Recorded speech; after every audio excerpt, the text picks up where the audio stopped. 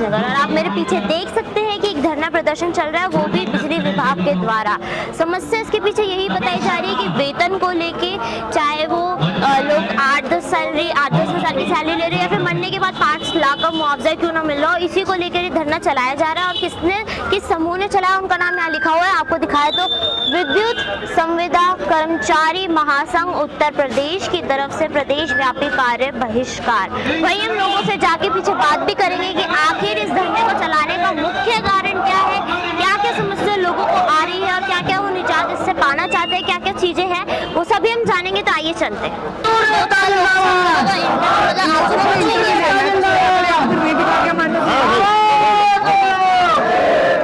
तुमसे जानते कि ये जो धरना चल रहा है इसका मुख्य कारण क्या है, क्या समस्या लोगों को इस वक्त आ रही है बिजली विभाग में। तो सर पहले बताइए कि समस्या क्या है। देखिए, सबसे बड़ी समस्या जो हमारी है, हमने 1 तारीख में अपना जो 12 सूत्रीय मांगे हमने दी थी, हाँ जी। लेकिन उन मांगों पे हमें सिर्फ आश्वासन दे दिया गया था और हमसे ये कहा गया था कि आपकी ये मांगे हम देख लेंगे और इनको पूरी कर देंगे। जिसमें हमारी जैसे वेतन वृद्धि थी, हमारे जो लोग हमारे एक्सपायर हो जाते हैं काम करते वक्त में, उन लोगों को हमने जो ये 5 लाख रुपए देते थे, हमने इनसे कहा कि इसको बढ़ा करके हमें 20 लाख रुपए, 25 लाख रुपए हमें करना चाहिए। और इसके अलावा हमारी जो वेतन था, हमें ये 8.5-10 हज़ार रुपये के लगभग हमें हमारे संविदा कर्मी को वेतन देते हैं, लेकिन हमने उसको कहा था कि 22-22.5 हज़ार रुपये वेतन हमारा किया जाना चाहिए। लेकिन इन लोगों ने बिल्कुल भी हमारी किसी भी कर्मचारी की मांगों को नहीं किया। और उसके बाद हमारे कर्मचारी जो मर जाते हैं उन लोगों के लिए दिया, तो उसमें अब हम लोगों ने 4 संगठन एक साथ, जो हमारे संविदा संगठन थे, जिसमें निविदा संगठन है, विद्युत संविदा मजदूर संगठन है, RS राय साहब गुट है और काशी जी का संगठन है, तो हम 4 संगठन एक साथ मिल करके अब हमने इस लड़ाई को आर पार की लड़ाई करने के लिए काम किया है। जैसे कि आपने कहा वेतन की भी समस्या आ रही, तो मैं जानना चाहती हूँ कि किस वाइज, ड्यूटी वाइज कितने टाइम में लगती थी, किसकी कितनी शिफ्ट होती थी, कौन कितने घंटे काम करता है। देखिए, मैं आपको बताऊं, वैसे तो क्या होता है कि कोई भी संविदा कर्मचारी हो उससे 8 घंटे, बहुत से बहुत मैक्सिमम 10 घंटे की ड्यूटी लेना चाहिए। लेकिन इन लोगों ने इतना उत्पीड़न कर रखा है कि हमारे संविदा कर्मी आज की तारीख में 24 घंटे अगर काम करके यहाँ से 9 बजे 10 बजे भी अपने घर जाता है, और अगर 11 बजे कोई फॉल्ट हो जाता है तो उसको फ़ौरन आने के लिए कहा जाता है कि आओ और इस फॉल्ट को दूर करो। तो आज की तारीख में हमारे ये संविदा कर्मी 24 घंटे की ड्यूटी करते हैं और सिर्फ इनको वेतन जो मिलता है वो 8.5 हज़ार रुपये का मिलता है, जो कि जहाँ तक मैं समझता हूँ कि ये न्याय संगत नहीं है और इसको बढ़ाना चाहिए। हाँ, और इसको 22-25 हज़ार रुपये के लगभग वेतन किया जाना चाहिए। और आप कह रहे हैं कि जिन लोगों की मृत्यु हो जाती है उनको सिर्फ 5 लाख दिया जाता है, तो क्या जो ये 5 लाख मिल रहा है उससे संतुष्टि नहीं हो रही है, कितना आप चाहते हैं और मिले।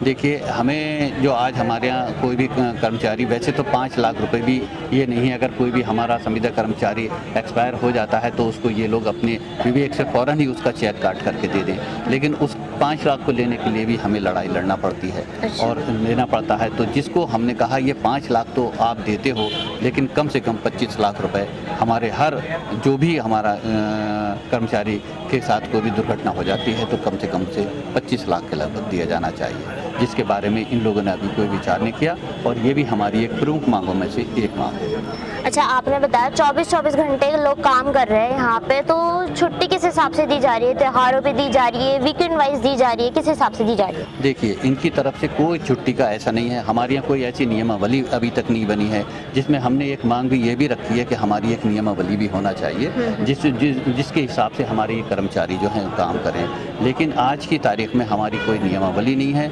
हमारी कोई ड्यूटी का शेड्यूल नहीं है और जिस कर्मचारी से जैसा भी काम लिया जाता है। हद कमाल यह है कि अगर कोई हमारा हिंदू कर्मचारी है और उसको होली के दिन भी है तो ये लोग हम लोग आपस में एक वो कर लेते हैं, जो मुस्लिम कर्मचारी हैं वो ड्यूटी अपनी इसको कर लेते हैं और उसके अलावा जो हिंदू कर्मचारी हैं वो ईद के टाइम में ड्यूटी कर लेते हैं। तो ये भी हमारी एक म्यूचुअल अंडरस्टैंडिंग है जिसको हम करते हैं, लेकिन इनकी तरफ से हमारे इस सैलरी में कोई भी छुट्टी का प्रावधान नहीं है। अगर किसी बाई चांस यहाँ तबीयत भी खराब हो जाती है तो उस टाइम पे छुट्टी दी जा रही है या उस टाइम पे भी काम पे बुलाया जा रहा है, क्योंकि आपने बताया कि होली जैसे त्यौहार पे भी आप लोगों को छुट्टी नहीं दी जा रही है, तो ये भी एक मुद्दा है क्योंकि इंसान कहीं ना कहीं देखो थक जाता है 24 घंटे काम करना और वो भी डेली, लेकिन जब वो बीमार पड़ रहा है तब क्या हो रहा है। देखिए, हमारा जो ये संघर्ष है ये इसी बात का है कि हम लोगों के साथ कोई भी ऐसी हमारे कर्मचारी के साथ कोई भी ऐसा व्यवहार नहीं किया जाता जो कि एक इंसानियत वाला व्यवहार हो।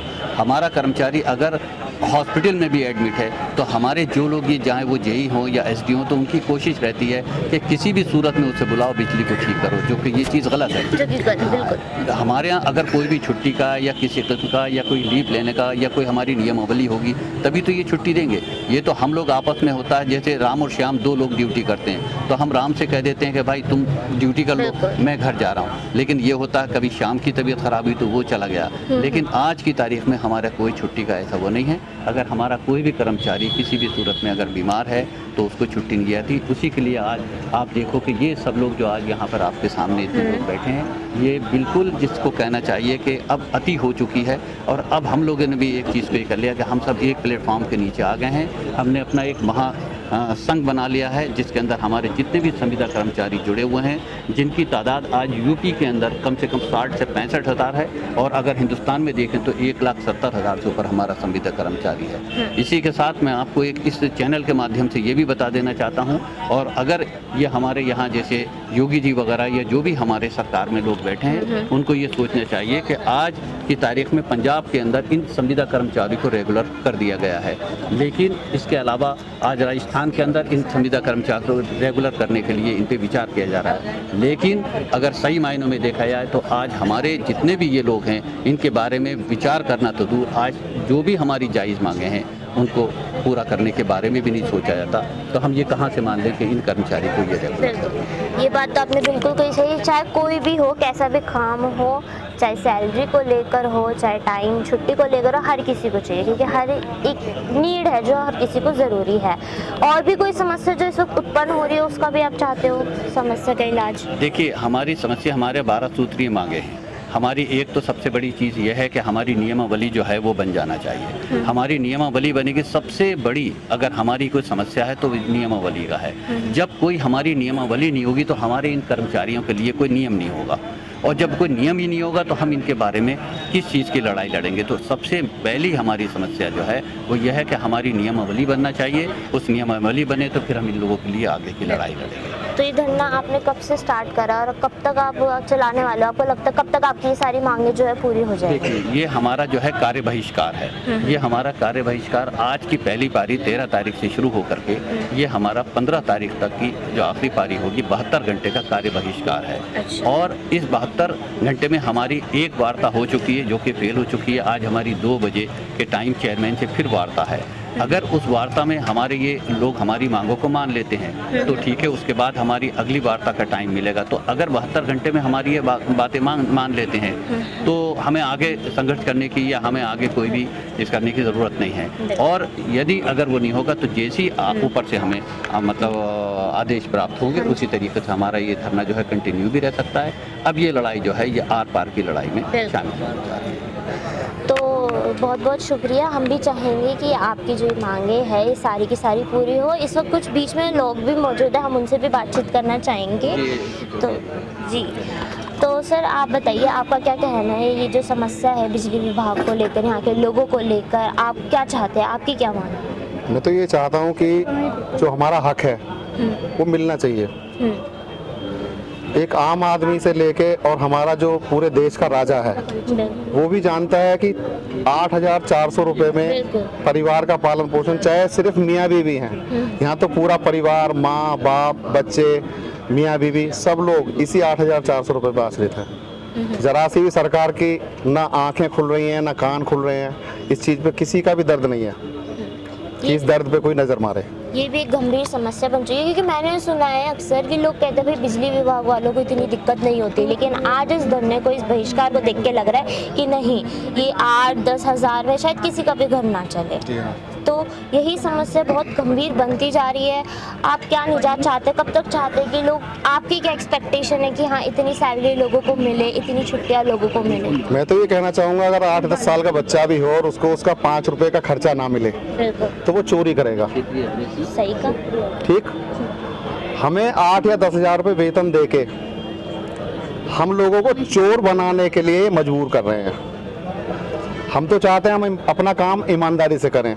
हमारा वेतन हमें 24-25 हज़ार रुपये दे दिया जाए, जिससे कि इस देश के अंदर जो भ्रष्टाचार हो रहा है उस भ्रष्टाचार को रोकने में भी हम सभी, अब तो आज हम कार्य बहिष्कार पे बैठे हैं, हम उस भ्रष्टाचार को रोकने में हम सहायता करेंगे।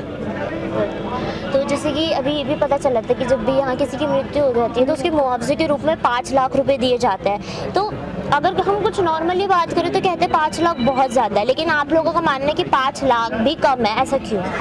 5 लाख रुपए क्या, उन्होंने तो एक परिवार के सदस्य की जान की कीमत 5 लाख रुपए लगा दी। उस माँ से पूछो जिसका बेटा जाता है, उस पत्नी से पूछो जिसका पति जाता है, उन बच्चों से जो पूछो जिनके माँ बाप जाते हैं, जिनका बाप जाता है, कि क्या 5 लाख रुपए में उनकी पूर्ति हो पाएगी। अभी एक हादसा हुआ हिंडन बिहार बिजली घर पे, वहाँ उन सज्जन के लिए बोल दिया गया जिन्होंने अपनी जान दे दी। तो एक बच्चा उन पे 3 साल का है, एक बच्चा 4 साल का है। वहाँ के एसडीओ और एक्शन साहब ने ये बोल दिया कि भाई इसके लिए ये 5 लाख रुपए क्लेम भी नहीं मिल पाएगा, क्योंकि ये एक एसएसओ था। आप एसएसओ से फ्यूज भी लगवा सकते हो, आप एसएसओ से सारे काम करा सकते हो, आप एसएसओ केवाईसी करा सकते हो, आप एसएसओ से वो सारे काम करा सकते हो जो कि उसे नहीं भी करने चाहिए। और जहाँ क्लेम की बात आई, आज वो 3 और 4 साल के दोनों बच्चे और उनकी वाइफ यतीम घूम रहे हैं, सिर्फ उनके करनी से जो वहाँ के जिम्मेदार लोग हैं। बिल्कुल, ये बहुत ज़्यादा गलत है, मैं भी ये चीज़ मानती हूँ। तो अब इतने सारे लोग बैठे हैं, आप क्या चाहते हैं आगे की? जैसे इन्होंने बताया कि 15 तारीख तक ये चलेगा, तो आप भी ऑब्वियस सी बात है यही चाहेंगे कि जल्द से जल्द ये भी ख़त्म हो और आप लोगों की मांगे पूरी की जाए। हम लोग तो ये चाह रहे हैं 15 तारीख ही क्यों, वो हमारी मांगों को 2 घंटे में पूरा कर दे। हमने भांग थोड़ी खाई है कि हम यहाँ बैठेंगे धूप में तपेंगे सब साथियों के साथ।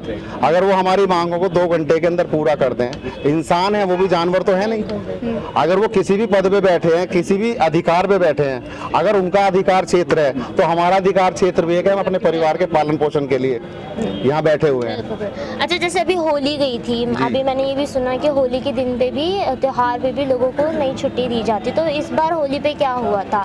लोग यहीं पे काम कर रहे थे उस हमेशा की तरह या फिर उन्हें घर भी भेजा गया? इस बार होली पे ये हुआ कि जब हम होली के दिन आए यहाँ पे, चीफ साहब ने ये कहा कि भाई आप लोग अपनी कंपनी पे प्रेशर बनाओ, अपनी कंपनी में प्रेशर बनाओ इस वेतन के लिए। तसल्ली पूर्वक हमको जवाब नहीं दिया गया। होली के दिन लोग छुट्टियां ले लेके अपने घर जा रहे थे और विभाग के लोग, और हम होली के दिन अपने वेतन के लिए यहाँ धक्के खा रहे थे। जबकि मेरा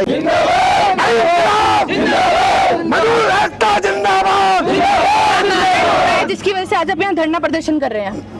मैं भाई मजदूर संगठन से हूँ, मैं विद्युत विभाग से हूँ, और हमारा एक्सीडेंट भी हो चुका है, हमारा सारा शरीर जला पड़ा है और अभी तक कोई सुनवाई नहीं। कई भाई हैं हमारे जो एक्सीडेंटल पड़े हुए हैं और ये ऐसी सरकार है हम लोगों की सुनवाई नहीं कर रही। 8500 10,000 रुपये तनख्वाह दे रही है, तो ये हमारे साथ नकली काम हो रहा है इस सरकार का। क्या मांगे हैं आपकी? हमारी मांग ये है कि हम लोगों को नियमित किया जाए। हम लोग, आपका क्या कुछ कहना है? हमें कम से कम अपनी जो हमें मांगे हैं, हमारी जायज मांगे हैं, हम लोगों को जो हमको कम से कम 8 से 10,000 रुपये तनख्वाह मिल रही है। आप भी जानते हैं कि इसमें हमारा गुजारा होने वाला नहीं है। कोई समय निर्धारित है कि इतने से इतने समय तक कार्य करना है? 24 घंटे कार्य कर रहे हैं, उसमें भी 8,000 में भी जैसी सुननी पड़ती है, हर एक आदमी सुननी पड़ती है, कर्मचारी को भी जाना पड़ता है सबके दौरे, और जितने भी 8 से 10,000 रुपये मिलने हैं कम से कम इतने तो मिलने चाहिए जो हमारा परिवार। तो आपने इस जो आप कह रहे हैं कि कोई समय निर्धारित नहीं है, सिर्फ 10,000 से 8,000 सैलरी दी जाती है, तो इसके लिए आपने क्या बिजली के जो अधिकारी उनसे बातचीत नहीं करी? हमारे जितने भी पदाधिकारी हैं कोई सुनवाई नहीं है। जितने भी हमारे पदाधिकारी हैं सारे बात कर रहे हैं, कोई सुनवाई नहीं हो पा रही है। हम तो ये माननीय योगी और मोदी से भी कहना चाहते हैं कम से कम हमारे भविष्य में इतना तो सोचें। हम दिन रात काम कर रहे हैं, खंबे पे मर जा रहे हैं, हमारे हाथ पैर कट गए, ये पैर की 4 उंगलियां हैं ये साफ हो गए, हाथ बेकार हो गए। बताओ इन आदमियों को क्या करेंगे? हमारा क्या बच्चे पढ़ रहे हैं? आप बताइए। तो मेरा सवाल अभी यही था कि जैसे कि जो आप कमा रहे हैं 8,000 से, आपका घर भी कैसे? 8 साढ़े 8,000 रुपये मिल रहे हैं, इसमें गुजारा चल रहा है। सर आपका क्या कुछ कहना है? अभी आप कह रहे थे ना कि हाँ हमारा नहीं चल रहा, तो आप बताइए ना। नहीं चल रहा है, इसका मतलब जैसे हम रेंट पे हैं जी, 8,000 में, तो हमारा अगर मान लो हम 5,000 किराया देते हैं तो 3,000 में हम 3 बच्चे कैसे पाल लेंगे? तो मुश्किल से ही तो पाल पा रहे हैं हम। जिस तरीके से जीना चाहिए उस तरीके से हम लोग नहीं जी पा रहे हैं, इसलिए हम जो है इस लड़ाई को लड़ रहे हैं। तो हमारे सरकार से यही कहना है, बस हमारे तो मांगों को पूरे करें और जो हमारे कार्यक्रम है इसे सफल बनाएं और जो भी 20 से 25 हमारी तनख्वाह करनी है वो कर दी जाए, हमें समय से वेतन मिलना चाहिए। आज यहाँ जितने भी बिजली विभाग में कार्य करते कितने लोग मौजूद हैं? कम से कम हमारे लगभग 500-700 आदमी हैं। अभी कुछ आदमी आ भी रहे हैं, अभी आ रहे हैं। अभी फिलहाल में 400 आदमी हैं हमारे यहाँ। तो आपको क्या लगता है कि आपकी जो मांगे हैं वो क्या जो बिजली विभाग के अधिकारी है वो सब सुनेंगे, आपकी सारी मांगे को पूरा करेंगे? नहीं सुनेंगे तो हम तो यहाँ प्रदर्शन देंगे, अपना यहीं बैठेंगे 24 घंटे, अपनी जो भी मांगे पूरी नहीं होंगी अपने भूख हड़ताल पे बैठने के लिए तैयार। 4 घंटे की झील ना 4 घंटे की झीलने की नहीं है हड़ताल। जैसी गर्मी पड़ रही है, अगर हमारे पूरे आदमी यहाँ आके बैठ जाए तो 4 घंटे की हड़ताल नहीं चलेगी। हाँ जी। तो आप बताना चाहेंगे ना कि जिसकी आप इतनी मेहनत कर रहे हैं, 24 घंटे लग रहे हैं, उसके बावजूद कहीं ना कहीं आप लोग खुशी नहीं है जी। कि आपको पूरे दिन रात काम ही करना पड़ता है, उसके बावजूद आप लोग की वो नहीं मिल रही ढंग से, ना कमाई हो पा रही है कुछ भी। तो जैसे कि अभी मैंने जाना कि सर कह रहे थे कि यहाँ पे त्योहारों पे भी नहीं दी जाती, उस दिन भी आप कार्य करते हैं। तो एक होता है कि हाँ होली दिवाली वाले दिन लोग होता है कि हाँ यार त्योहार पे घर पे जाना, छुट्टी देनी है, तो वैसे भी कुछ भी नहीं है। छुट्टी नहीं है। संडे को अगर कोई आदमी बिगर बताए जेई से चला गया तो अगले दिन ये कह देता कि कल को आना ही मत यहाँ, अपने घर बैठना। सीधे आपको धमकी देते हैं? अपने घर जाके धमकी देते हैं, नाम काट दिए, धमकी देते हैं सीधे, अपने घर जाओ।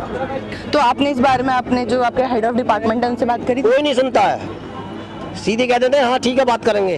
तो आज जो धरना प्रदर्शन आप लोग लेकर आए हैं, क्या उनको दिख रहा है कि हाँ आप लोग पूरे जोरों शोरों में? सबको पता है, लखनऊ तक लगा धरना हमारा। तो हम जानेंगे यहाँ के और भी कार्यकर्ताओं से कि उनका क्या कुछ कहना है। जिस तरह यहाँ लोग अटल है अपनी धरना प्रदर्शन को लेकर, उन्होंने ये भी बताया कि वो जब तक लगे रहेंगे जब तक उनको कोई इंसाफ ना मिल जाए। तो ऐसी ताज़ा खबरों को देखते रहिए रियल लाइफ न्यूज़ ब्यूरो। मैं साक्षी साथ जल्द हाजिर होंगी।